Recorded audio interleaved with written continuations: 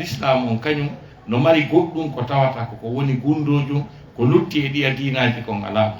relation direct hakkunde meɗen e patron on doga ko relation deƴere koyen hamdino yetten Allah subhanahu wa ta'ala ko tawni en sifa ndeɗo jonde nde jooɗiɗen ɗo nden fewdoɗo haray musidɓe julɓe tedduɓe tem mo usata e wiya yo développe ɗo on ko wiyete ko les droits conjugaux al huququ zawjiyya les droits conjugaux ɗum ko wiyete arab al huququ azawjiyya bi mana haqqeji resindirɓe ɓen haqqeji jombindirɓe ɓen ko par ce que haqqeji hino tabiti hakkude yimɓe ɓen wawata wurude les relations humaines sont régies des droits si tawi haqqeji wonaali hakkunde yimɓe ɓen hanaɗi andede ɗiɓe wawata tabitude hakkudeji maɓɓe gurdam maɓɓe ɗa wata moƴƴude ko ma mo kala e meɗen anda ko honno hani wondirde e ɗimmo mum on ko honno hani ɓe wuurirde e hoore ndiɗo leydi tawa e wuuray gurdam deeƴuɗam gurdam wonduɗam e ɓuttu gurdam wonduɗam e sutura gurdam wonduɗam e teddugal ko fi honɗum waɗi si ɗum woni ko enen ɓiɓɓe adama ɓen allahu lanɗon ɓay o tagi en o teddini en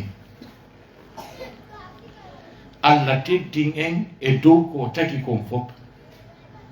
ɓiɗɗo adama o l'être humain est sacré l'être humain est honoré chez Allah subhanahu wa ta'ala Allah subhanahu wa ta'ala o yiɗu en enen ɓiɓɓe adama ɓen o teddini en kadi woni julɗo men woni kefeero men woni miskino men woni marɗo men woni lamɗo men woni portojo woni ɓalejo si tawi tun on tigi koye espèce humaine ko e neɗɗanke on ko jeeya haray allahu lanɗo no teddini ko ɗum Allah daali ka surat bani israil walaqad karramna bani adam min teddini ɓiɗɗo adama walaqad karramna bani adama wa hamalnahum fil barri wal bahr wa razaqnahum min at-tayyibat wa faddalnahum ala kathirin mimman khalaqna tafdila ala ko portojo janna en droit de l'homme on n'en a pas besoin. Le Coran nous a suffisamment enseigné les droits humains, le droit de l'homme. C'est largement suffisant. Par contre, c'est nous qui devons informer les autres ce que c'est que le droit, ce que c'est que le respect, ce que c'est que la vertu, ce que c'est que la conduite. C'est nous les musulmans qui doivent enseigner ça à l'humanité. Parce que quand Allah subhanahu wa ta'ala batto seniɗo e on aya ɗo o wi ko teddini ɓiɗɗo adama o wiya ɗon julɗo o wiya ɗon kefere o wiya ɗon goɗɗo ko ɓiɗɗo adama woni ko teddini teddugal ngal o sifi ɗon ngal seede o teddini ɓiɗɗo adama omo sifi ɗon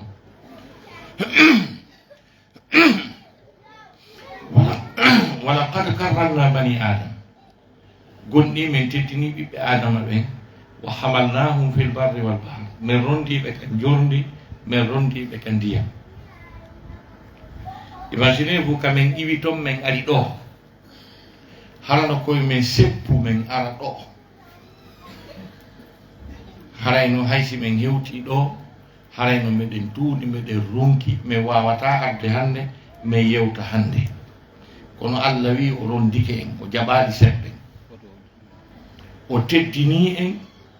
o jaɓali seppen o jaɓali fubboro ɗe wa liƴƴi ɗin ka nder bahar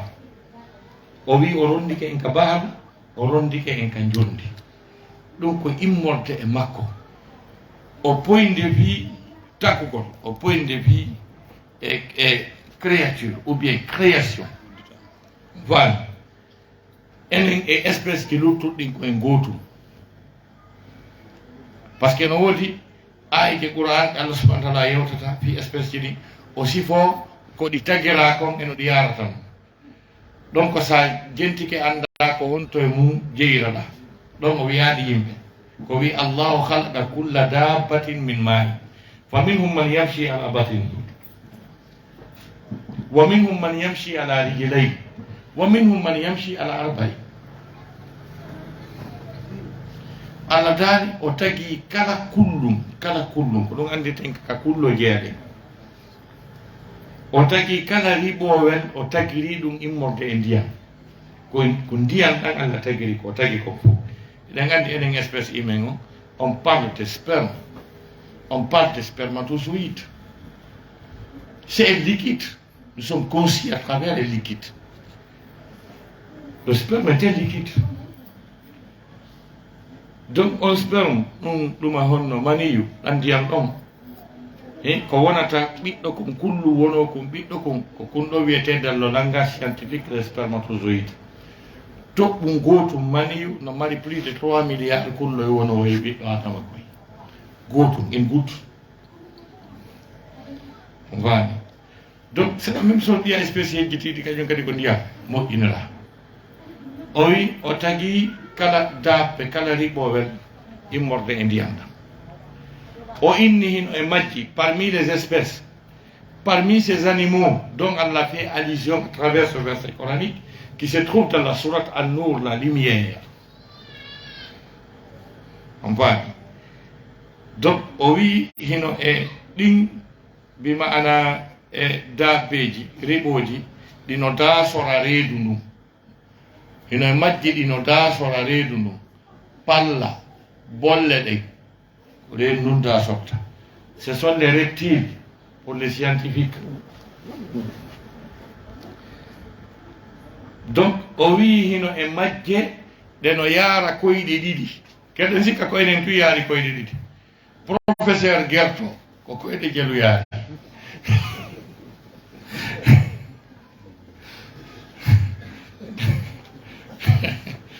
professeur Gerto professeur Dogo ko koyɗe jelu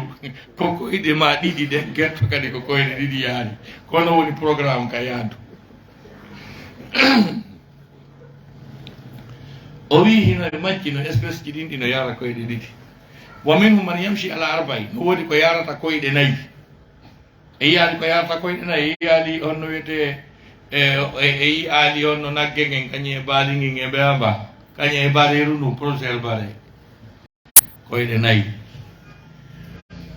donc komi faala e haalande ko naɓinmi e ayge ɗen koyon anndu wondema ɗum ɗo fof ko Allah tagi kono e nder ɗum ɗo fof ko yaari koyɗe nayyi ko yaari koyɗe ɗiɗi ko daasi ko tagaɗo ɓiɗɗo adama on Allah suɓi ko kanko o teddini o jonnimo on faculté miijitagol on faculté intellect inventugol moƴƴina welo e moto e avion e métro ko ɓayi o wi wondema on ɗon on o seppata ado tagaɗo miijitade inventa welo e moto kañum e avion e métro e train ado muɗum hari Allah taganimo mbabba taganimo ngeloba taganimo puccu ka ɗum ɗon ko General Motors américain ɓe moƴƴini ɗum non e portoɓe no tafude Allah no holnimi Toyota wal aɗo porto tagude Toyota ari Allah tagi puccu i puccu tagama o yiyata ko ɓe ƴiisata e dogudu kañum e honno wiyete e poids valeur ɗuma on ko dogata kon ɗon andi ko ɓeynata ko cheval ko par ce que ko ɗum adi taw ko ɗum ɗon adi taw koye ɗum kadi ɓe baasi kañum kadi no ɗaɗi mum ɗi wayi noon no fokkitirta noon no dogirta noon ko ɗon ɓe baasi ɓe moƴƴini ko dogata kon ko hunɗum waɗi si avion wal ngal nandani e sonndu num o yiyaani avion wal no mari gaɓi ko ɓe baasi koko wiiri kon ko Allah tagi ko wiiri kon ɓe baasi ɓe moƴƴini ko wiirata kon tawi kadi déjà Allah projectino à travers des versets coraniques effectivement otoje moƴƴinte avion je moƴƴinte e nokku ko Allah subhanahu wa taala sifi ɗon fi ɗin pucci e bam pucci wal khayla wal bahila wal hamira li tarkabuha wa zin o wi wa yakhluqu lakum ma la ta'lamun o wi ka suratu Nahl o wi o tagani on pucci o tagani on bam pucci o tagani on ɗum ɗo fuu o wi o taganayi on kadi goɗɗum go ko bako ɗon ko ƴawoton e hoore mum ɗum ko tawata on anda c'est à dire fewndu on aya tippi e Quraysiyankoɓe ɓen e arabuɓe ɓen hari on sayi ala goɗɗum go'o ko goɗɗo ƴawata e hoore muɗum naɓa mo hara o seppali si wana pucci ɗin e mbam pucci ɗin e geloɗi ɗin hari ko ɗum tum woodi ko ɗum tum ɓe andi Allah wiɓe mi taganayi on goɗɗum go kadi ko rondo on kadi kono onon on ganda ko honɗum woni ɗum ko ɗe otoje wiwkol o tagana en ko e men o watta moƴƴine koye men o watta moƴƴine invention ji maɓɓe ɗin fof ko basi ɗum e ko Allah walanɗo waɗi ko mais kono ko si tawi hara en heeɓi gando famuɗo Qur'an on faami science on wawana en yewtude e ko laɓɓinana en pos wondema invention ji ɗin ko batte ko Allah walanɗo on tagi ko par exemple dans sourate Ankabut on parle d'Ankabut. Ankabut veut dire l'araignée. L'araignée, si bon rende Allah innitiri mari jaajo l'araignée. Scientifique ɓe ɓen ɓe andi ko honɗum mari jaajo rôle mari jaajo e radar ji ɗin e satellite ji ɗin e piiji ɗin vibration mum on ko rôle hombo ɗum suwata si ɗum wawa wonde ndaare no ɗuma hoy koye saññori noon no ɗuma o way noon ko ɗum effectivement pentagone o wayri ɓurɓe jogagol gandal anduɓe no aduna on tournirta ko kawo américain mbano donc kamɓe ɓuri wadde soobe e tammen ɗo e ko wiyete recherche ko wiyete gandal ko e tawde ko enen julɓe ɓen Allah incituno e janggo yiyen ɗum ɗon fof nokka nder Qur'anare men joɗɗen e wulnugol ata waɗa dolokaji jani hello jani porto kañum jangi ɓe ɗumanni ɓe ari kaɓe ari ɗon ɗum ɗon fof signoji muɗum hino ka nder Qur'an donc ko ɗum waɗi si tawi Allah subhanahu wa taala o teddini en seeɗe o teddini en walaqad karramna bani adam wa hamalnahum fi lbarri walbahr wa razaqnahum min at-tayyibat mais rondimo kadi ka jondi bimana ka ndiyan kadi ka ndiyan ndaare ɗe batoje molanaɗe j'ai eu le privilège et l'occasion de voir le Queen Mary, c'était à New York. On va c'est-à-dire ko batowal ngal andanno hoore mum joni ɓur ko ɓuri Queen Mary o moƴƴinama ɓay kamɓe ɓe avance des recherche maɓɓe hande enen ko ɓawonde yiltorde enen kawɓande mbami kono kamɓe ko yeeso ɗon yarde fewndogal moƴƴinano sikkanoka déjà taw jarsi paɗen batoje ngal ɓe adi moƴƴinde tawi ko célèbre ko Titanic wangal Titanic wangal ɓe adi moƴƴinde no genre no wayno no ɗen batoje way noon ɗen croisiére ɓay ɓe moƴƴini Titanic ɓe fellitano aduna ɓe wawi moƴƴintinde ko ɓuri Titanic on so daari film Titanic o yiyay ko halki Titanic on konno ka nder film architecte jo desiɗo moƴƴini Titanic on ɓay o sifike technologie ko waɗi e nder ɗuma batowal ngal kon o wolo e ha o inni Dieu même ne peut l'arrêter ko ɗon ngal halki dartite ndaron film on kadi voilà donc o wi hay Allah wata ngal darnde kangal fokkiti o ngal hewtoyay Allah wi hay ngal ɗo ngal hewtoyta o halki ngal joni noon après maggal nantuɗe inɗe ɗen eɗen batoje ko Queen Mary on imaginez batowal ngal tawata ko bateau kono hara ko yata wano a 200 ou 300 logements des appartements ngara no nder bateau ta no mari jardin ji no mari piscine no mari supermarché ji no mari piiji ɗin fof a jotto ka batowal wankina ji ka taasi batowal ngal no ka nder ndiyam taasi o yeyota ko sakko ndiyam ɗan yibba quelle technologie jon noon ko ɗum ɗon noon Qur'ana wi o rondike en toon ka ndiyam sabu ko teddini en ko donc koye nder ɗen teddule noon ɗe wawata wonde ɗe tapita si tawi haqqeji wonali hakkunde men ɗi dowa ɗen jonditirde mo kala anda droit oya mo kala anda haqqe oya o jonnitamo si ɗum waɗali teddugal ngal Allah falana e ngal e ngeɓatangal e yi leyɗe goo ƴettuɗe tagaɗo ɓiɗɗo adama tagaɗo lom o lom wonɗo sacré yowi ɓoggol ka dande makko bandimo ƴetti on tagaɗo ɓiɗɗo adama mo Allah wi ñammini gañtoɗen ayaw wala kad karramna bani adam wa hamalnahum fil barri wal bahr wa razaqnahum min at-tayyibat mi arsiki ɓe ñaameteji dagiɗi laaɓuɗi welɗi ñaamugol ñaamete moƴƴo ha haara ɗum koye teddugal jeyami e to ñaamugol ñaamete moƴƴo ha haara arana ko wiyete malnutrition no wodi peeji ɗi hewtali malnutrition par ce que malnutrition ko ñaamugol ñaamete façon goto kono ha haara hande wodi ɓe hewtal ɗon duuɓi jeluɗe en hellade maaro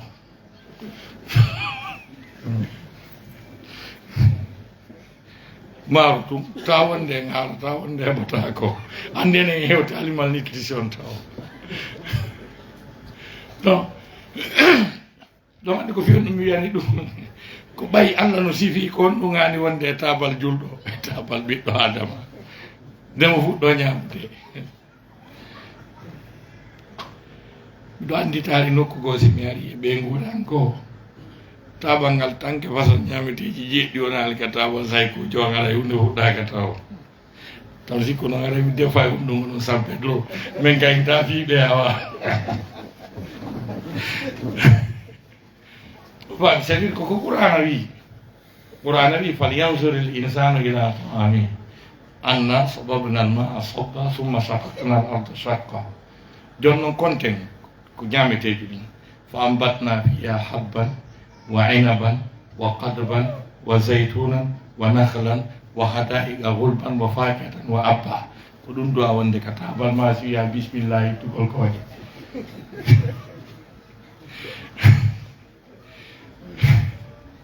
heege na teddugal ñamete mettuɗo na teddugal ko qur'ana wi men arsiki ɓe ñameteji takiɗi welɗi ko qur'ana wi ɗum jon noon ka ɗuma on c'est à dire peeji respectuɗi ɗum ɗon anduɗi tagaɗo no duwa ñamude a haara yaye toon par ce que ko ɗum wasi yimɓe ɓen no yoolade yaha toon ko fi on wasi si yimɓe ɓen no yaade yoolo fiyo hewto e États-Unis ma ɗum yaro ko par ce que to ñamete a haare ko ɗum on toon o wani donc musidɓe julɓe tedduɓe Allah subhanahu wa taala teddini ɓiɗɗo adama o yo ƴettu programme fi teddugol to yalano hoorema ko yeera e hoygol e jasugol Allah tagima o teddinima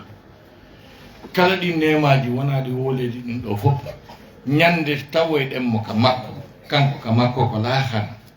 yiiɗen jaɓanɓe mo ɓen ɓe yeddali mo ɓen kaw addata ɓe ɗon ka wiyata mi werni on ɗo ɓay o wi toon ko kanko wernata ka makko ara nusulan min ghafurir rahim o wi ko werde ko wiyeteɗo ghafurur rahim on o wi kaka makko ar ɗon ko toolimon ka an ko Allah wiya ko toolimo on yo adama yankoɓe ɓe mi tagi mi teddini ko toolimoɗon ka an Allah holla on ɗon goɗɗum déjà o loosete taw ka yaaji taw donc aljannaji ɗi o loosata jeyaɓe makko ɓen ɗon malaikaɓe arno ka aljanna wino faɗa seppude annano aljanna wirude annano aljanna on fotta pour layniɓe tagaɓe toon ɓe nani ɗum kirɗe ɓe par ce que ɓe andi toon no ñandi ɓe jondodiri wo malaikaɓe no ari ɗo ɓe faɗa wirde ɓe annano aljanna on fotta fof ngaldi ɓe fof ɓe ngaldi ñande go woɓɓe e wuro layni ɓe fotti e ɓe malaikaɓe ɓe nani kono ari ɗo no wirude annano ɗo fotata ɓenni ko menen tigi o heɗɗo no yaajigoy minen ko ɗo men taga men anda e nokku si wona ɗo ɗo yaajidi ɓenni o wiiri duuɓi jelu ɓenni ɓe wiiri duuɓi guluuji ɗiɗi taw wuro layni ɓen jali kankiti wa wakkile fota par ce que o yaltali e tande seydna Aboubacry nden taw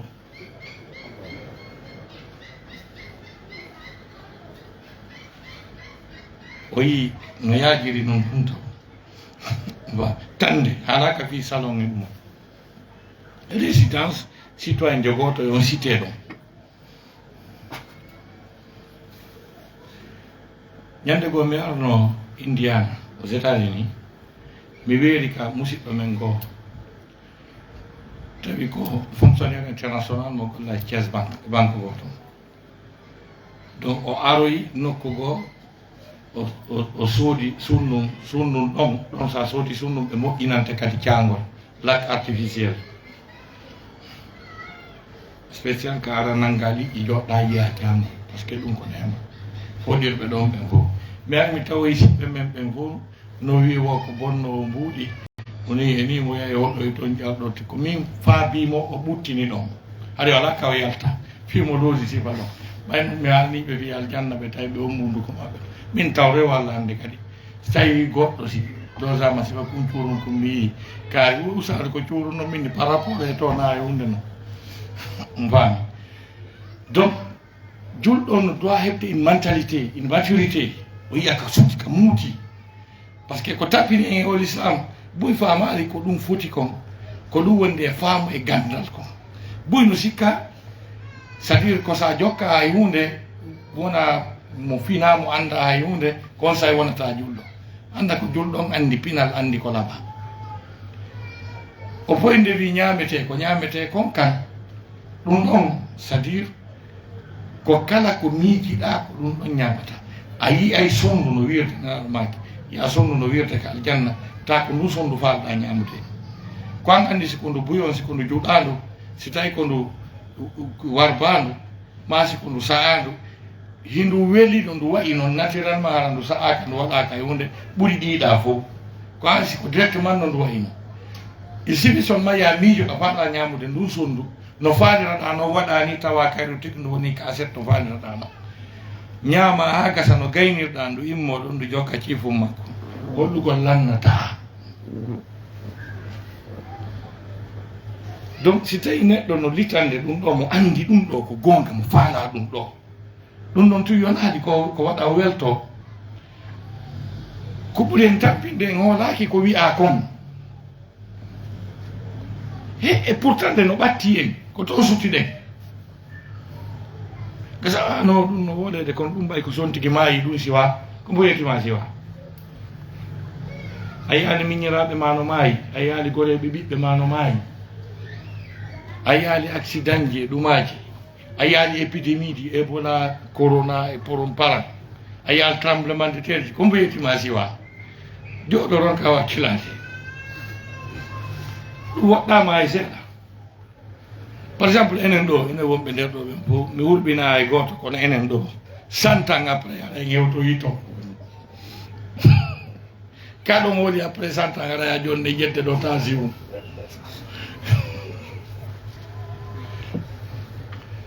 donc ko sifa ɗin piiji c'est très important donc ɗin haqqeji no jiya noon e ɗin haqqeji ɗi yimɓe ɓen duwa jonnodirde haqqe jombindirɓe ko ɓen ɗon déjà ɓuri ɓattodirde ko ɓen ɗon ɓurata yiidude à tout moment ɓen mo kala no duwa andude haqqe oya o jonnitamo sina ɗum haray sattay wundigal ngal welata ko satti kon fof son ɗaɓɓude nattanaɓe leɗɗe alarba ko wiyete lette calvaire sonja stress souci ko couple mo nantodira an e moodi ma on nantodira an e ɓeygu ma on nantodira goto anda haqqe oya goto ala jonnitude onon on haray on ƴetti feccere jahannama on to bel ko wurɗon ga kon mi nanno goɗɗo no wiya naawigol ɗum ko bindin ɗumanni kono jonna e hakkille o wi si aroyama lahara ñawama ha gasi yimɓe ɓe natama ka yiite wosi ɓe sumoyi ha wo malaikajo ara e wiya on to guinéen ɓe woni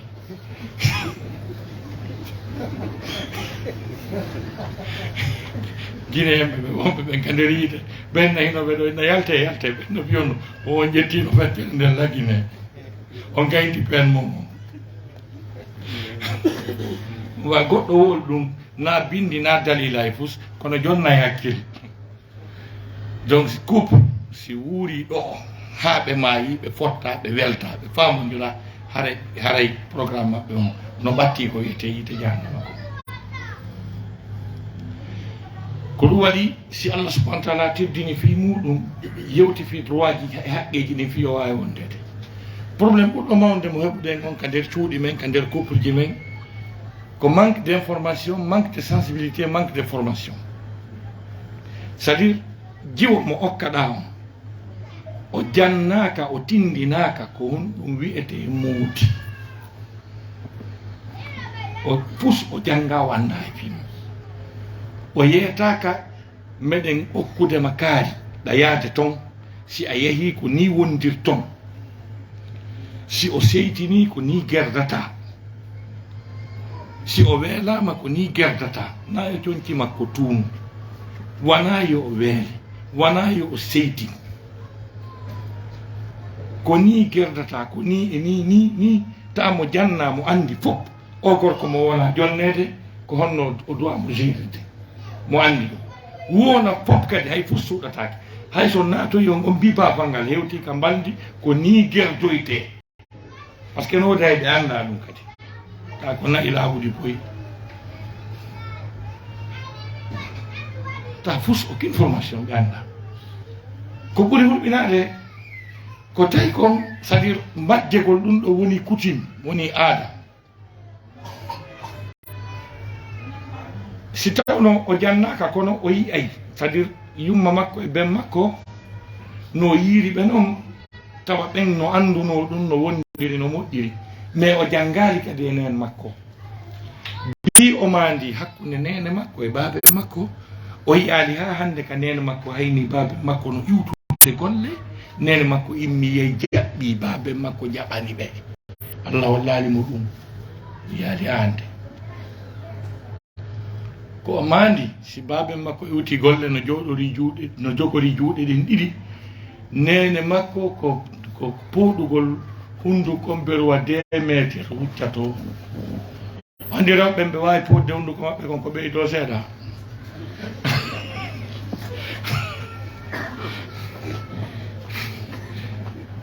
ko ɗum ɗon o yii ko ɗum wandi koko andi konko ko nokki ka maɓɓe kon ko ɗum o artata ka ma o wata wadde goɗɗum ngo arabu ɓe wi faqidu chey la yuti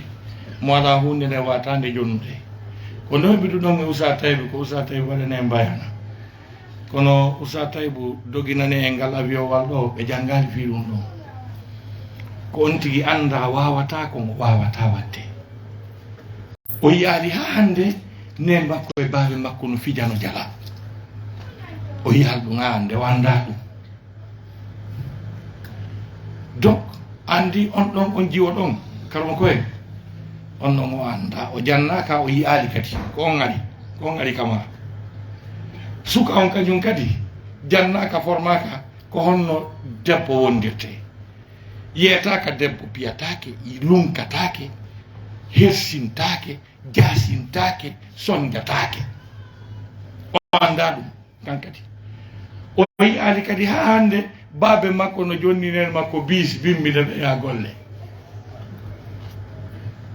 Allah walla ɗum suka on on faami o yiyal ɗum o yiyali hande baabe makko no jogui juuɗe nen makko ɗen hiɓe yalti ɓe yaade jardin public Allah wallani mum o yiyali ha hande baabe makko no saqqitani nen makko miranji ɗin si nen makko layɓi Allah wallani mo ɗum o yiyali ha hande baabe makko no saqqitani nen makko conci ɗin si ɓe wuppiɗi Allah ko suka on ko yi ko baabe makko ko dictateur c'est à dire si naati no ƴuufinde kuupi ɗin wa Idi Amin Dada sonka no rondi defti wiyetendi daari no waɗa daari no ɗuɗu ay daari an ko daari ɗum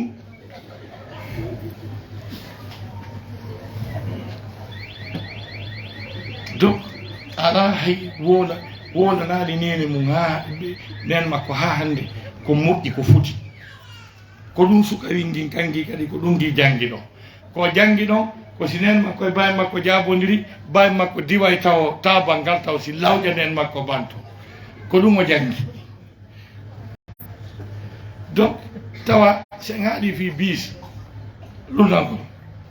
ɓeygol min bimbino ya golle ɗum no jogii baraji pelle pelle kala simple ko jonnata ɓeygu ma bis bimisiya golle no mari baraji pelle pelle kala tellement que ko sahabaɓe waɗayno ɗum ɓay suumaye on ari sahabajo ko ari nela ɗum jonnon suumaye ari la woy lunnagol ɓeygu am bimbisi mbiya golle silam huuri kadi a wawi lunnagol mo nelaɗo ma kadi wawi lunnagol mo hay siɗa hoori lunno ɓeygu ma bimbisiya golle hay siɗa hoori si tawi noon a hoora 30 ans 40 ans hande o lunnaki ɓeygon ko bimbisoye golle ça veut dire quoi ko nde wondigal ni ha hande o sélectionnali fulerji bouquet de fleurs o addi o jonni ɓeygu makko cadeau il n'a jamais fait nelaɗo waɗayno ɗum nelaɗo ɗaɓɓayno fulerji ɓurɗi labbede ɓe nerda ɓeygoli maɓɓe ɗi le prophète le faisait il n'a jamais fait o andama wono woɓe wondi ɗo wo ko tewgal o ngal ɗon jonnon gimpay ngi ɗon kangi kadi ko ɗum ngi jangi e ngi jiwiɗa kangi kadi ɗum hawtidirama ko nayi ɗiɗi sabbe tum ɓe fuɗɗoto botidirde joni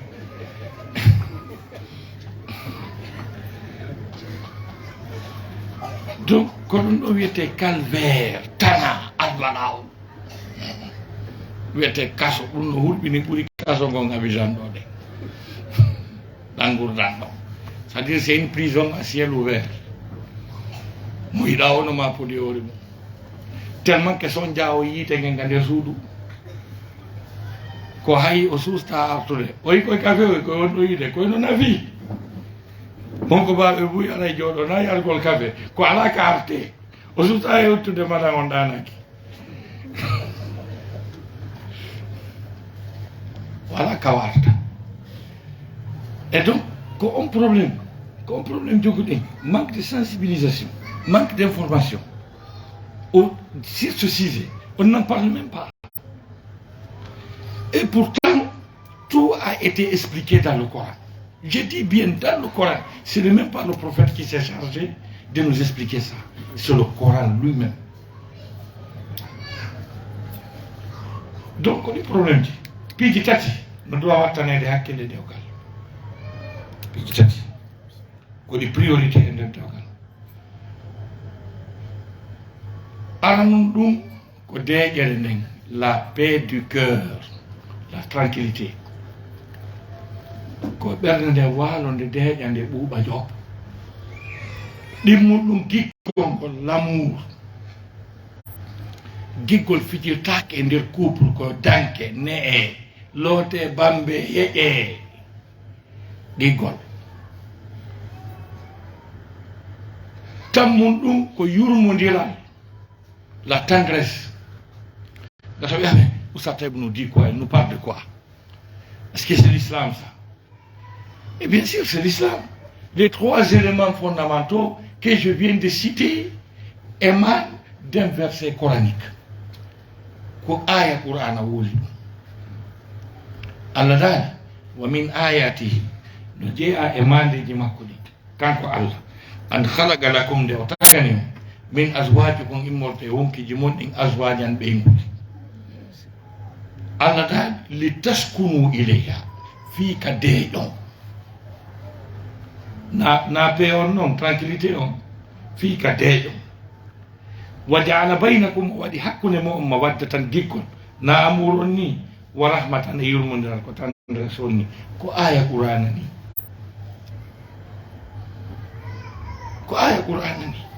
donc première priorité gorko on ko yo wi o jiwo momi okka ɗo ɓeygu an oɗo tanke meɗe wondi ɓerde makko bonata tanko meɗe wondi wonki makko soñjotako o heɓay une paix intérieure o heɓay deƴƴere wonki deƴƴere ɓernde jiwo on kañum kadi wiya ɓe mi wi ɗo lam faala ɓe fallidiri men ɓe okkimi si Allah jaɓi kala suusi ko ɓe jogino ko hani ara lanni c'est fini ɓe seedi e mettu ɓernde e bono ɓernde couple on weeyay ɗum ɗon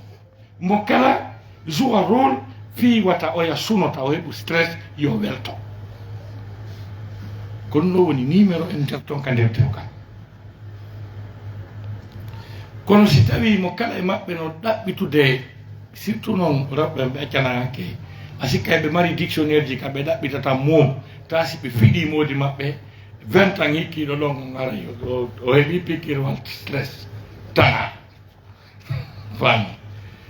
donc koya sélection konnguɗi e comportement wallinowo ɓernde ɓeygu ma nde wallinowo ɓernde moodi ma nde ko ɗum ɗon woni goo ɗimmum ɗum ko gikkol ngol ko ya wi a oji o ko yimɓe buyi arno fi makko o inni o faalaka o wi ko min o faala billahi ta yeddu ta waɗ bandi yagal kalu yagal o defi hari ono yiɗuma ko an andi no falliri a wonti ka won ɗon kono c'est sûr ɓayna an tun arno o suɓima parmi tant d'autres certainement hari mo yiɗuma gorkon koyo wiwu o yiɗi lamme wondali ɓayde gandi début mariage on début ɗuma on taw bébé chéri trésor poron paran sms oyi haray bébé on ala ono wa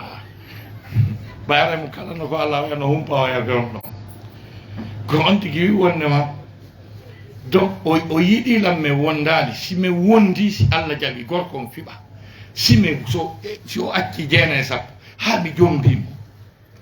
mi hollaymo giggol mi feetinaymo giggol mi wembaymo no woodi wonɓe jogiiɓe pinal wowɓe jonnude ɓeygu maɓɓe giggol ngol tiiɗa ka nder ɓerɗe ɓeygu maɓɓe ha ɓe feeta tawa joni ka yiiɗa sadir ɓe welto giggol ngol ha ɓe moosa ɓe acca e poye moor ta ka yiɗa ajja e woɓe moosi ajja e kori jani ɓe mari ɓe heɓi moodi finɗo on no sondiɓe haala o welko e hanki ñallal ngal fof ɓe moosay donc ko wano noon c'est la même chose sonnaji on kankadi hari o gorko no yiɗi mo ko kanko anni no gerdi ha o animo kankadi o joua en sorte ngol giggol tangol ne'etengol ganda le prophète Muhammad sallallahu alaihi wasallam nela hay ɓe wattanno hakkille ɓeyguli maɓɓe ɗin évolution kiggol ngol niveau ñande o ñande ɓe évaluer ɓe anda si ɗuytaki ɓeyguli nelaɗo ni sallallahu alaihi wasallam ñande o ñande no calculerte noon dala ƴawi dala cippiki makiti on geeni heɓike en perdi ko noon nelaɗo calculirta 12 giggol ngol hakkude maɓɓe e ɓeyguli maɓɓe ɗen ka tippi o artiraka ni o seede mum ɓe marno ɓeygu wiyeteɗo Aïcha nene Aïcha ko ɓe andirayno si tawi giggol ngol no ɗon e si ɗuytiki hakkude maɓɓe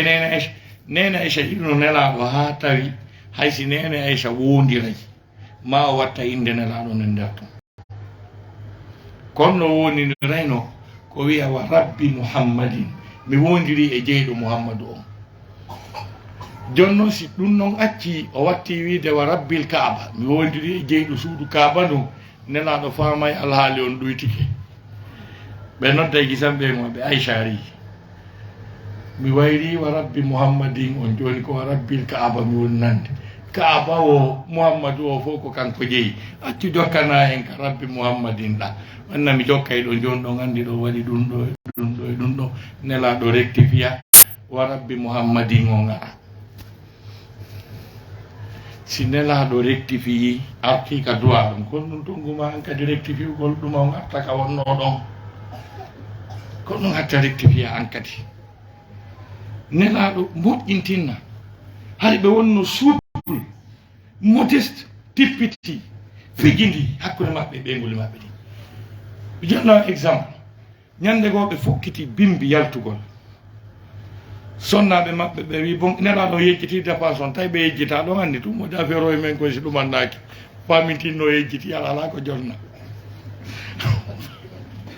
e ala jeege ko wonno pamintinno kadi nanaɗi ma ƴetta téléphone o aɗo e so tawi noddaka madame on sikka ɓe non toon téléphone ɓe muta few ala ko jonne wani donc nelaɗo fokkiti ɗum ɓe nelaɗo yejjiti dépense o nelaɗo maki mi yejjita hande ala komi jonno rabɓe wi je parle du prophète Muhammad pesali sumri reɓɓe wi nelaɗo ɓay dépense heɓaki blocage yaltugol ala a yaltata ɗo fes ko ɗo wonete fiije jalle minen si ɓeɗe renuma ɗo ara ɓe gaari kono na dépense na moodi ɗum matata nelaɗo ɓe bloqué nelaɗo jeeyi ha ɓe sali nelaɗo replié e ko rewɓe maɓɓe ɓe wi ko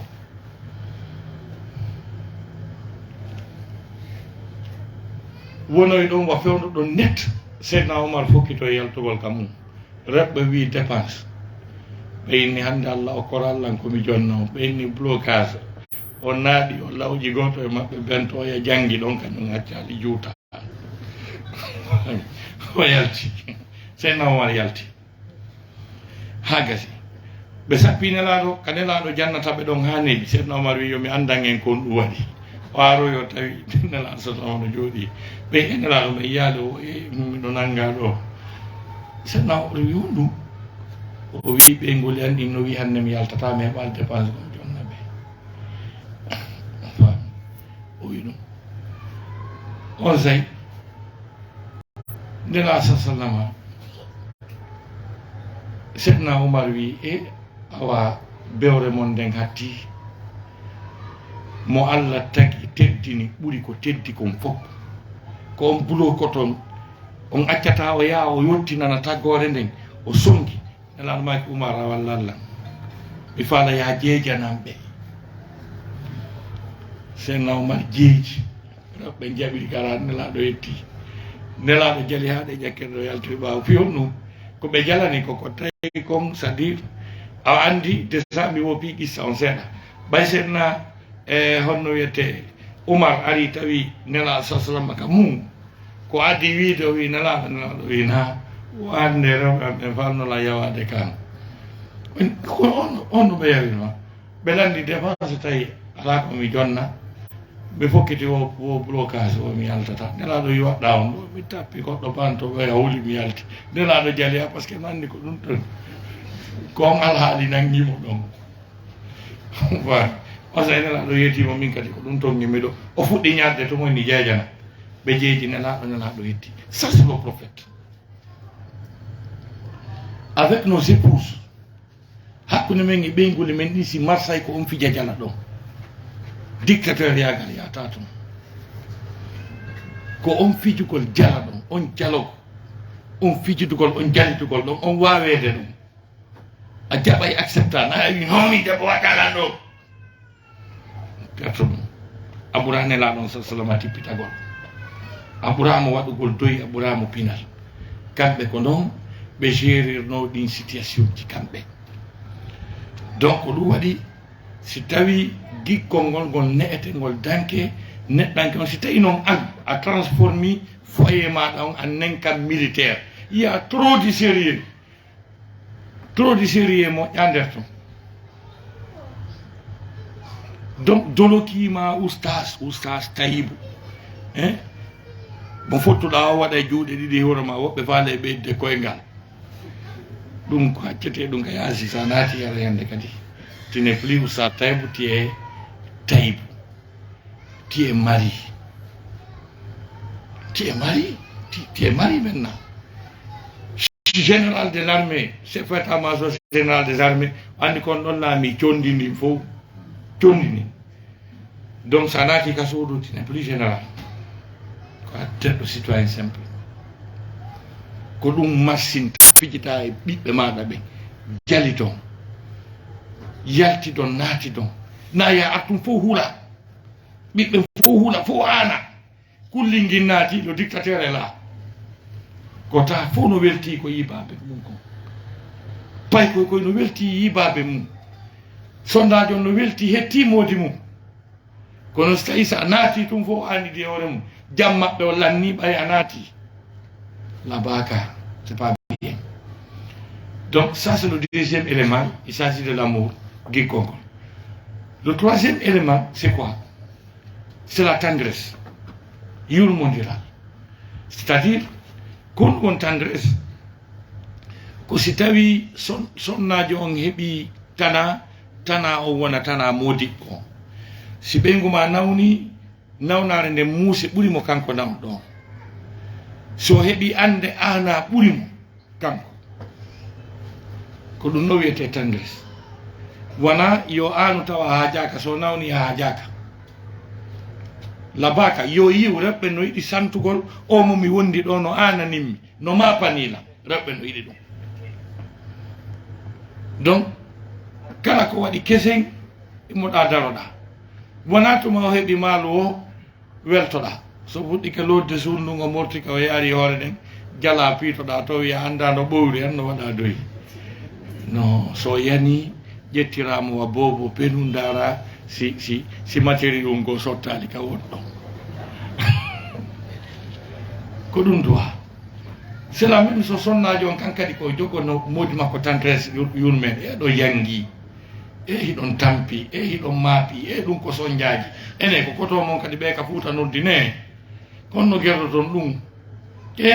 allahu akbar ala jeeng ko allah tu wawi o yoɓude ko allah tu wawi o yoɓde ko on ɗo waɗande ɓe yimɓe ko o o dépense ko on ɗo ene ɗum ɗo fof ko menen ka adna fewndi ɗo ɗiɓiraji ɗo ari mi wari yiide ɗi on tigi welto o courage modi makko kono no woodi rewɓe hay sa jahano yippiji ɗin ka maison blanche a addi ɓe wata hay mosude sakko ɓe enna merci gorko no yiiɗi o waɗa gokkunni ɓeygu makko haawo par ce que kanko mo andi ko honno falliri ha ari kono tawa ananamo mapanakimo so fotti e bandi ɓe ɗeɗɗimo ha gasi menen goɗɗum arno Konakry tango ko ɓeyna tan mo role ko ɓannugol goɗɗo ɗeɗɗamo detta kala ko jogui wiya yew bam waya donc si moɗi ma ɗeɗɗama arti hito gonno wa ngo hito anɗo fewn ɗo sabiyatu ɓe ɗeɗɗanno donc an kadi ɓannuɓe ha gasa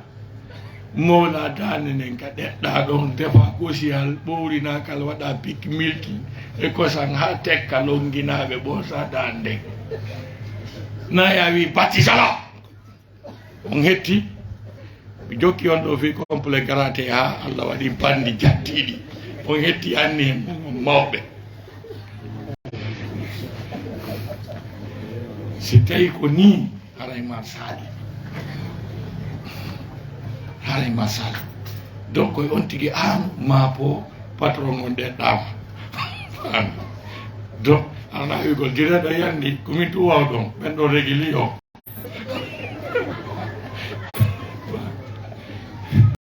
donc ko ɗum ɗo wiyete tendresse ko ɗum ɗon aya o wi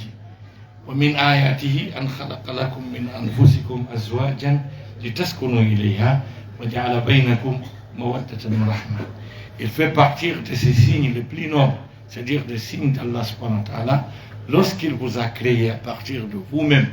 des conjoints ou bien des époux si vous voulez, pour que vous y habitiez tranquillement. Il établit entre vous amour et tendresse. Ça c'est le Coran.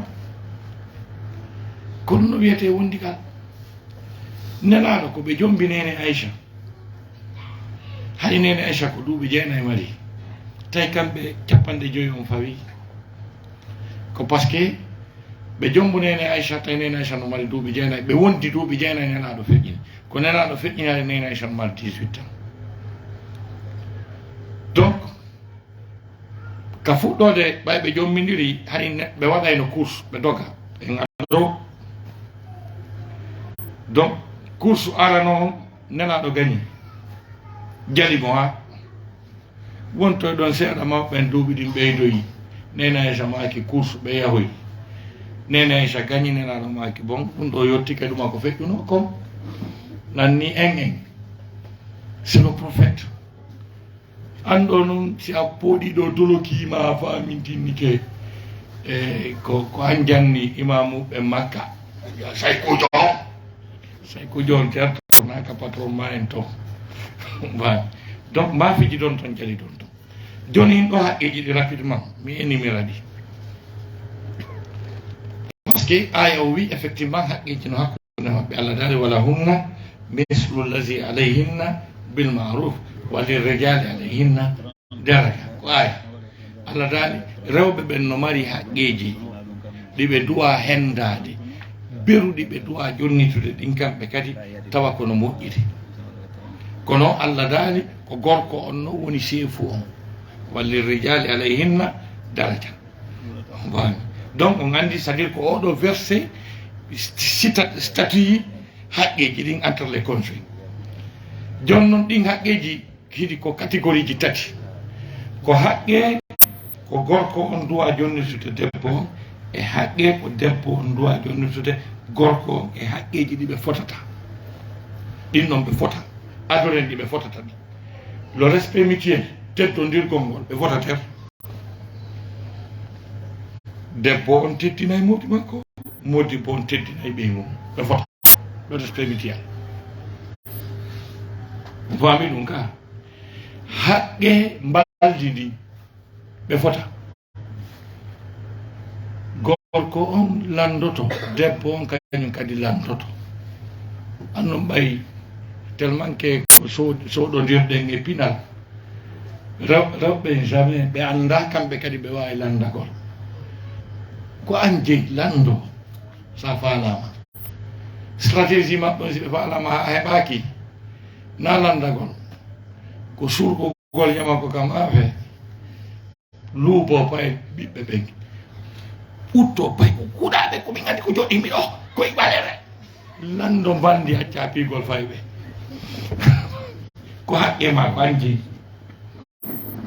donc ɗum ɗon kala e maɓɓe mo haaju mum yani e mum woyo lande landaɗo woyo jonu hiɓe fota joni noon ko honɗum debbo gorko on duwa ɓe makko ko haqqe e bandi ɗi yo hettu haqqe dépense o ñammingol mo holtinamo ñawnamo so nawni haqqe hoɗo ngon honnugol mo Allah taala askinu hunna min hayso sakantum ñammingol ngol e holtingol ngol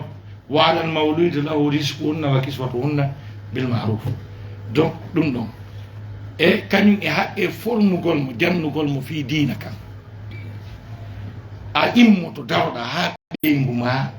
an janga anda Allah anda nelaɗon fi wa tawna to yiite ko ɗum Allah daali ya ayyuha alladina amanu qu anfusakum wa ahlikum nar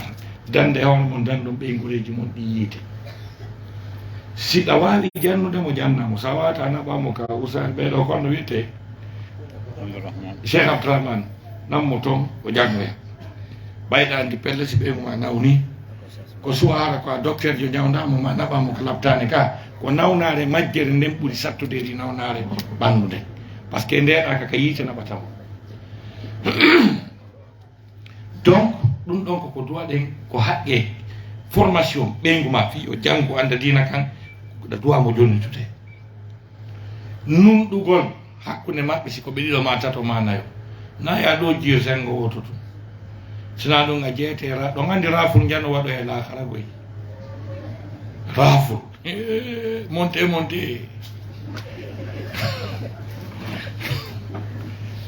raful jano waɗo e lahara Allah daari yu'raful mujrimuna bi simahum fa yu'khadhu bin nawasi wal aqdam bandi on anditirta sinji maɓɓe ɗi raful maɓɓe si ari ɓe tawi goɗɗon dariɗa tawa sengo ngon fof no ñoli gilɗi no ñamude ko bandi o fewano hakkude rewɓen ɓenda e monte jahannama on fami donc sifa ɗin piiji ko sifa ɗiɗo piiji woni haqqeji kañe haqqe protège gol mo ayna mo fiita fu suwaɗu mo ka woni gardi e wingi naya dar ɗum piiɓe mo womi heɗumata yarton ka laɓɓitoy si goɗɗo memi ɓeyguma ko yalto awami ko comme suusuma memude San Pedro ɗo haɓe feeti awa hande adnawol lanni accama ɗo yaltata jaɓno yaade on toon de saya tawi ko foto yi wa usa taybu rewa ɗon fakka arta min huwodiri o anda goɗɗo no ɗon mo jaɓata o piye kono an tuma nde o piya o mi yetnomata yar ton ko a ɗaɓɓiti immo daroɗa pita ɓeyguma piye donc si waɗi ɗo biiji donc sonnajo on kankadi comme ɗum o duwa modi makko ɗuuɗa kanko ɗoftagon to ko yo ɗoftu kala ko modi makko wi yo waɗu sina yeddugol Allah o waɗa kala ko modi makko wi yo accu sina yeddugol Allah o acca o ayna suudu makko num suudu laaɓandu hentino a tumoma tamo arrange piiji ɗi fof mo andi kala ka waali mo andi ka koyerji ɗi waali ka fourchette ji ɗi waali ka socket ji modi makko ɗi waali piiji ɗin fof mo andi programme suudu ɗum mo andi modi makko besonnaki wi kon wondema awa miɗo ardude ɗon e hoɓɓe kananiɗa gorko nodda waara aɓe ɓatike par ce que regi la sina ɗum waara tumoma donc danko sunno jogotamo andi piiji ɗin fof ton no woodi rewɓe goo tawa tellement que koɓe komiɗi koɓe anda programme ji ɗin ton haysi ɓe ɓannani modi maɓe ñiiri ha gasi goɗɗo goo aroyi wiyama addu ɗon kuya c'est tout un problème jinda yama podano mo andaka kuyel waali daro waɗi kuyel ɗum ɗoɗo waali ɗo amin a sikka jinna naɓata ɗo koye a kelɗa tun jinna naɓali kuyel hande a fina anda hay fus rewɓe finuɓe ɓe gara ɓe classe piiji ɗin fof déjà kamɓe a biyata modi maɓɓe par ce que ɗo woodi goreje goo komole kadi komoje ɗe anda no ɓornore si ɓe ɓalde ko fiɗɗo alay ma sali par ce que ɗo woodi worɓe goo ɓe ɓornotota dow on ko Soudey Sile on ko Ronaldo waɗa bourmousu moƴƴo tiggo waɗa perse pol wiye sukketi wi boɗe wi ley donc on ti koye andu ko complet hombo yadata e paɗe sandalette ko complet hombo yadata e soulier ko complet hombo yadata e paire sport donc ko complet hombo ƴettata kufune sifa hunde kaari ko rewɓe andi ɗum rewɓe finuɓe ɓen a biyata ɓe donc sifa ɗum mi goɗɗo no ɓorni veste hamo jas o yalti ɓey makko ndaari tawi butore chemise on ino taƴi woni alaji en change o chemise ɗo butore nen no taƴi woni no ko ɗo chemise mo faala wona kon mi changetamo debbo yeeyi addo e meselal e gaara o ñoƴi butore nen ɗon o soki woni alaji en seene ye quelle brave femme kono o wakkilaki ɗo modi makko ya woɓɓe yayta chemise wingin ko zigzag butoje ɗen sokori tariki la donc ɗum qur'ana wi hunna libasul lakum wa antum libasul lahun kamɓe on sutura min neɗɗo si à l'image de sa femme so yalti no memri kay asi andoto joni wonɗo to mon sino kelɗe si kelɗa si tawi mo wawa hoccoya ɗo mbami donc si waɗin piiji donc ɗum ɗon kañum e kippugol no ɓiɓɓe ɓen jangira ko rôle debbo on rewtagol leçonji maɓɓe ɗin fu jagol qur'an ko rôle debbo na rôle gorko noon fami e kippugol no ɓe yaraka l'école a tan ara ɓe leetali jonji maɓɓe ɗi gara tunali ɓe hen ɗo ñamete maɓɓe on a tan kañum e hara debbo yaltali yeehi hay nokku si wona walandi permission modi makko a yeehi yimɓe ɓuyno e ko ƴettoygol boobo ko alluje ko bayana ko usa tawi ɓe gari ɗo koko moƴƴi konngol l'islam wima ya wayno to kan a duwa ka yaade sakko waynoɗa donc sifa ɗum noon o tatta kadi hay hunde natata ka nder suudu modi makko ko mettata modi makko tawa kadi o hoorata sunna ɗe sunnaje si wona o landi modi makko permission jeego juldandu sappo e joyi ɗum ɗo pour que pargare a landoto patron on tawo par ce que patron on no wawi yaade arta ñande ko nela sasama ɓe yalti ka yaasi ɗum ɓeyi sonnajo tawi vraiment elle est impressionnante ɓenni modi o ɓuura kaari mo am ɓe yiltiti ɓe tawi sonnajo maɓɓe on rewɓe gino waɗante ɓe jaabe ɓenni luɓe langoɗo taw seeɗa ɓe hettimo ɓe yiide makko ɓe mbaldi ɓe continue ɓe yeeyi joni noon si modi ma noon heeɓi sifa ɗum arti a wimi ɗo de ɗo sunna on sunna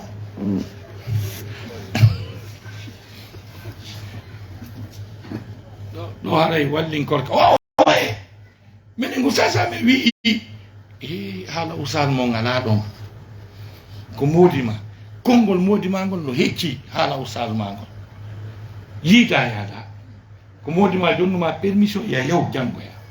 ko haqqe makko ballidi ndaare Allah tippito e haqqe makko na Allah wona horanede kono o wi'i debbo malando modi mum permission si hoora sunnaje ne sumayon ko be fof ko ha on to Allah yamiri be rewbe o teddi worbe be e wata estime debbo donc ɗi ɗo woni haqqeji ɗin tigi tigi on garay mi darni yewtere nde waɗo voilà donc sifa noon koɓe waɗo en sorte couple on nder sundum deeƴa ɓutta so tawi koɓe ɗiɗo ma ko ɓe tato yo toon ɓuttu ɗi rivalité ji maɓɓe e honno wiyete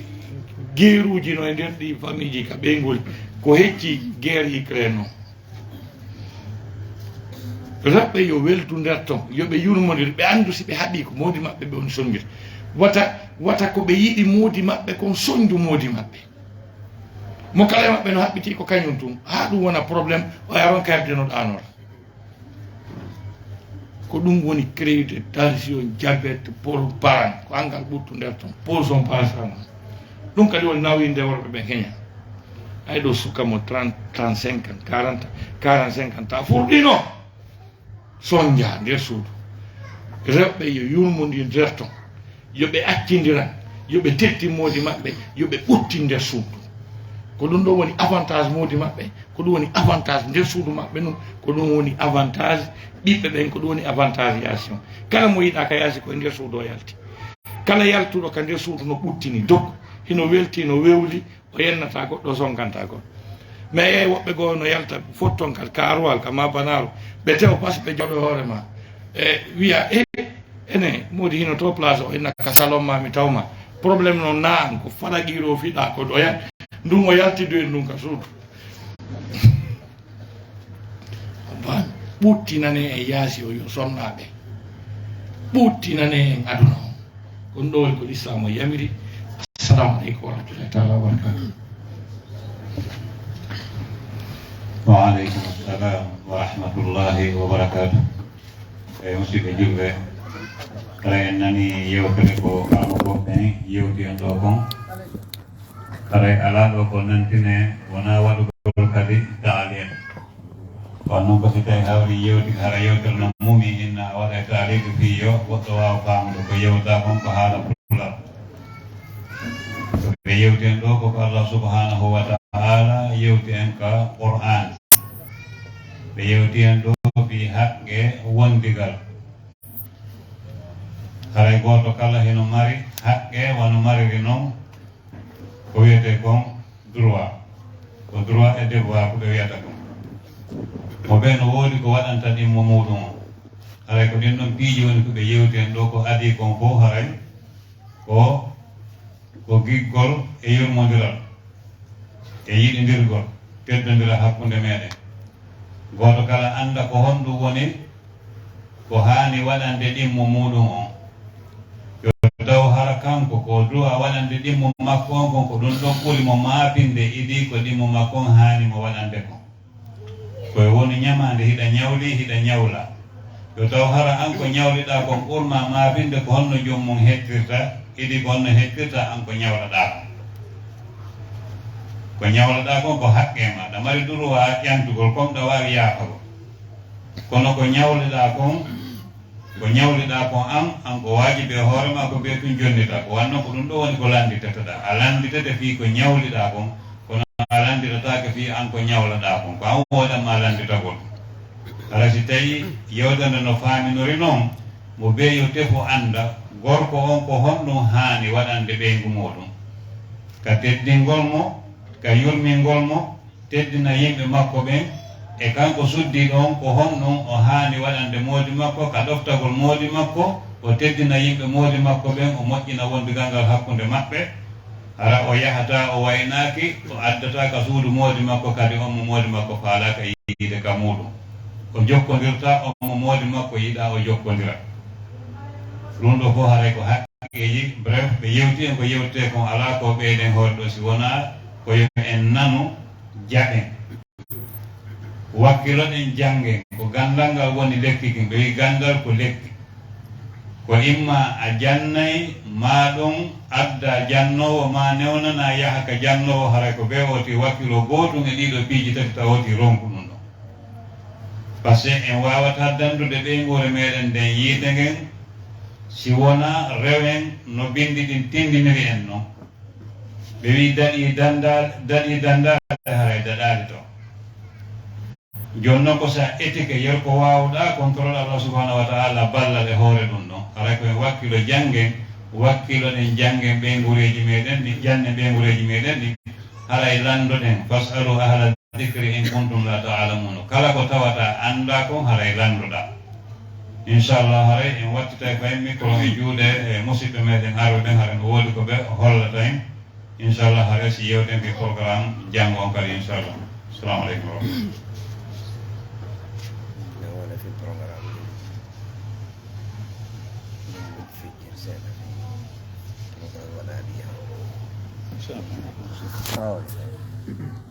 Bismillahirrahmanirrahim. Wassalatu wassalamu ala Rasulil Karim wa ala alihi wa ashabihi wa man tabi'ahum bi ihsanin ila yaumiddin. Assalamualaikum warahmatullahi wabarakatuh.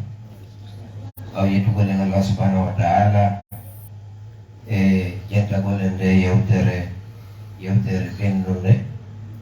yewtere naninide e aray en yetti Allah subhanahu wa ta'ala ko kanko nemini o nema ɗo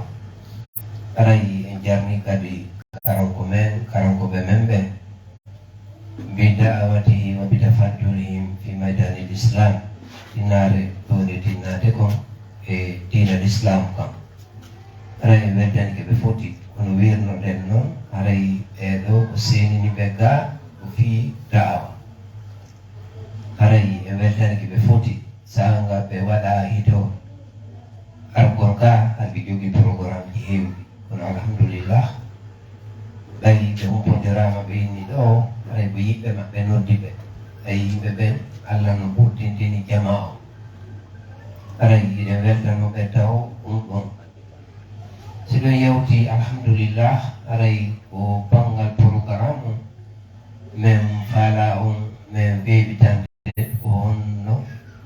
eɓɓira fi programme ji waɗoji ka lentereji ka aray bi awnillahi subhanahu wa ta'ala si tawi Allah newni min waynodiri ɗo e ɓen ga sampetoro ɗo aray ko gañuwa min woni e yarude haray ɗum ko yawmu thulatha e tarata on aray nde ñande aray ko gañuwa min ñallata min waala gañuwa si woni yawmul arbaa e alaba on min yaha jokoy aray siɓe men ɓe jokoy ɓen waɗi toon programme ji hawruɗi seeɗaji kono ɓe wata waɗo yahude kaɓe nodda toon fo par ce que tan ko ɓe duwa ruttade on hewti ko le 14 nduɗo jon noon hari wano Abidjan programme ji bana bayanaji toon no waɗaɗi waɗaka ɗo gandi menen wano toon eɗen mari nokkiri ka yewtereji watte ko yoni sappo e go'o ɗum ɗo fof ko nokkuli waɗete ɗum ɗo bayanaji ino rulude e majji wonɓe lewru wonɓe des semaine kala bayana no woodi jon noon wawatake yahede fof kono alhamdulillahi no waɗida programme ji goɗɗi go jon noon haray e annuye momin waɗi on haray waɗete jokoy e si Allah newni hewtama e alarba on kikiɗe ɓe waɗa ɗon yewtere wiyeta bimɓe alkamisa on yiya e jegulo ɓe waɗa ɗon yewtere ñalorma e kikiɗe waale ɗon bimbi on e juma on bimbi ɓe ara ɓe julna juma on jokoy si juma on juulama gasi min feƴƴa ko wiyete ojine aray wonno programme on koye min hootu e asewe o kono nde tawde hari ɓe jogoy no faala juma o waɗi ka maɓɓe ɓe wojine kadi no faala kono min daari min tawi ko ma min muññintina ɓe yeeso parce que ɓeeɗa ɓe ɓe moƴƴini juulirde ɓe faala e oustage e jurna ɓe nde juulirde min yikki min yewti ha kono ne waaki ɗon min haldi joni min areta e nokkeeli goo ko ɓe yahayno toon julnaɓe juma on jokkoy on abere si juma salminama to min feƴƴa e wojjene ko to min sutori ɓe ñande so Allah waɗi newni hewtoyama jemma ɓe waɗa ɓe ñande kikiɗe bayana e juma on jemma e asere ɓe waɗa suwa ñalorma goɗɗo ko kikiɗe goɗɗo min wayno hotugol Abidjan aray ko ɗum ɗo woni ko Faransa nder gaw aray mi weltanike Moko Ba mi welti kadi accueil on e ko watti e mum fuu e berlere aray min jarni on aray ni no labbira ha meɗen encourage on wallitagol e jannoɓe ɓe e wonɓe waɗante dawa ɓe par ce que ko piiji ɗiɗi yarta ka tiina si tawi a waɗay da'awa wala budda han ɗa mari ko wiyete udda da'awa matériel ji gollirteɗi si ɗum ɗon ala wadda gollude ala sabili saban o micro ɗo e julle ɗo si ɗum ɗo heɓaki en wawata wadde da'awa ɓayimɓe ɓen tarta ko habbo ka kadalika si micro ala yimɓe ɓen wawata ala ko naninire jama o e ko watti sifa ɗiɗo piiji haray alhamdulillah jogondirgol ngol no moƴƴi ha no laaɓa pour ɓe jogade ko ɗum ɓe ko toujours ko ɓe wallito ɓe anda ko tuuru maɓɓe ɓe anda ko fewndo maɓɓe si Allah newnanima ngel ma gollirama sifa ɗi golleji haray ko an gañi ɓay ko an gañi janggo ɓuri ƴettugol mbuɗi mum waɗaɗi e nokkeli ko so yiwano yimɓe makka ɗo ɓe yiway tum ɓe ara ɓe organise kamɓe tigui ɓe finance ɓe waɗa ɓe jarna ma ɓe waɗa da'awaji ɗum ɗo fof ko faalugol wiyete ɗaɓɓoygol ko wiyete marnatilla e weɗa e Allah enen kadi ko enen ɓuuri handude enen fof en yahay en fof darude e dande wotere suɓe noon naato waljanna yo Allah newinan en hokkora en ko wiyete beela e Allah subhanahu wa taala aray ko ɗum ɗo woni programme o tamen fanko tun hara men humpitali on ara woɓɓe men anda aray si tawi kadi no woodi faalaɓe landagol oustas ka lande aray heno numéro maɓɓe ɓe jogui on fewnu waɗe 07 06 93 45 07 06 93 45 o numéro orange aray on tigi no wawi noddude ɓe lando ɓay ene woodi piiji goo on tigi ara no mari karan ko ɓe ino wawi wa médecin ɓeɓe so tawi a ton jini landagol goɗɗum ara ɗa aami ɗo lande ka jama a nodday ɓe ƴeew ton ɗon haaju ma o humto famini ke ɗon ka numéro hawri inchallah waray mi watta micro ɗum sas Mamadou inchallah ɓe kolotorena e piiji ɗi inchallah wassalamu aleykum wa rahmatullahi wa barakatuh. Alhamdulillah no harayno ɓe wiiri ni inchallah tawde jonde nden juuti ko ɗum waɗi si tawi en waɗari lande hannde normalement yewta nden e wino ko 20h30 no 22h normalement ande wadde yewta nden kono yewta nden fuɗɗaki a tan joni haray en torondira inchallah janggo nde mari yewtere bardo aray yewta nden geeƴe ɗen ko juulete toon ko 20h00 geeƴe ɗe juulete aray en torondira si tawi hawri wawi newade hara fotten toon juuliren ɗon geeƴe ɗen 20h30 yewta nden fuɗɗe hara jonde nde juuta ɗum hara en wawa heɓode temps ka jonde ɗen hara lande waɗete inchallah wan noon landagol ngol kadi no jogui important moƴƴa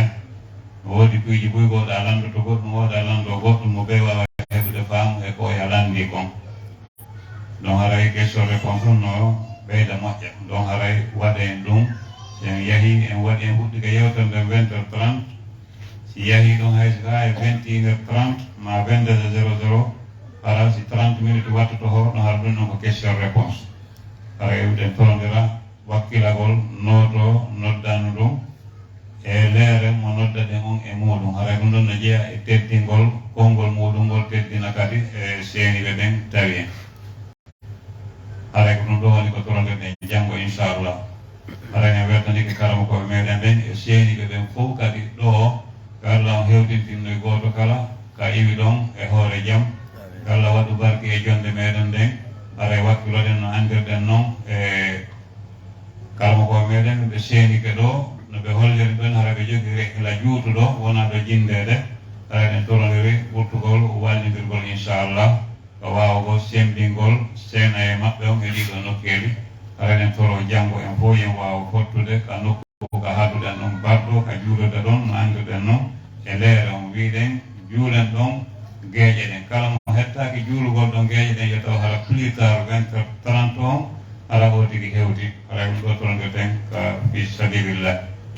Assalamu alaikum warahmatullahi wabarakatuh. Watte ko mo e micro juuɗe maɓɓe so wanne en ɗo inchallah. Biasa joni question ji ɗi mbayarayɗe mari janngo e conférence o ito saykujo no wayri noon donc waɗo en question ji ɗin toon donc numéro mo Alaji Mahmoud jonni ɗon on ɗon mi changé mo ko ɗo woni gollude on mo woni on alande ɗo ko 07 11 10 66 36 sur le plan 07 11 10 66 36 ko ɗon numéro WhatsApp on kañum kadi déjà kon ɗum protocole lirde ɗum noon ko 00 220 numéro Gambie 00 220 230 50 64